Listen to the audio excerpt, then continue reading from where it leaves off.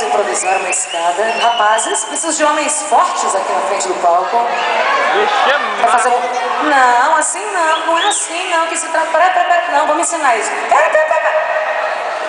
Tem que ensinar essas meninas. Tem que se prostrar aos pés das meninas. Isso é uma escada decente, né, meninas? Brincadeira. Valeu o apoio. Marcelo, uma salva de palmas. Só isso, mais aplauso. Representante aqui da classe, ó. E a 38ª tá que tá, hein? Tá animada aí? Ô, já... Gente, primeiro dia de festa. Cadê a animação de vocês? Ah, bom, tem que ter muita corda, né, Mafê? Então você vai cantar, né? Deixa eu avisar os meninos. Segura aí, vai falando com eles. Oi, gente. Tudo bom? Parabéns, turma. Eu amo vocês. Lembre que vocês sempre terão meu rancho.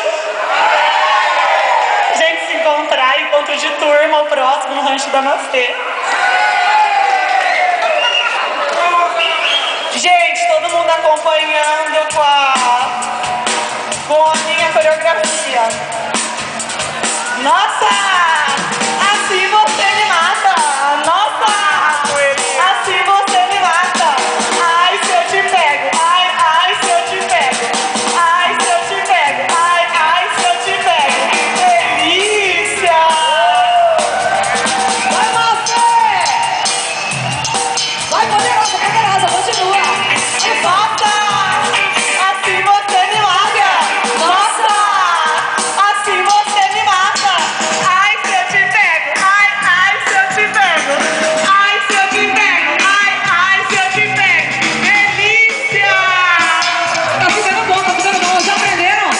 A galera tá aprendendo. Ó, na hora do delícia, você se esfrega na delícia mais próxima. Ah, tem um segredo. Então vamos lá. Aí. Todo mundo jogando na delícia. Nossa! Assim você me mata! Nossa! Assim você me mata! Ai, se eu te pego! Ai, se eu te pego!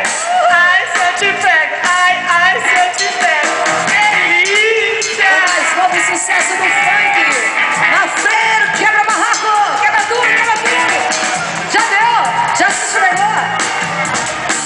Atenção, cadetas da panela! Cadracá! Marília, caralho! Medicina, urra! Eu só quero falar uma coisa. Atenção, putaiada!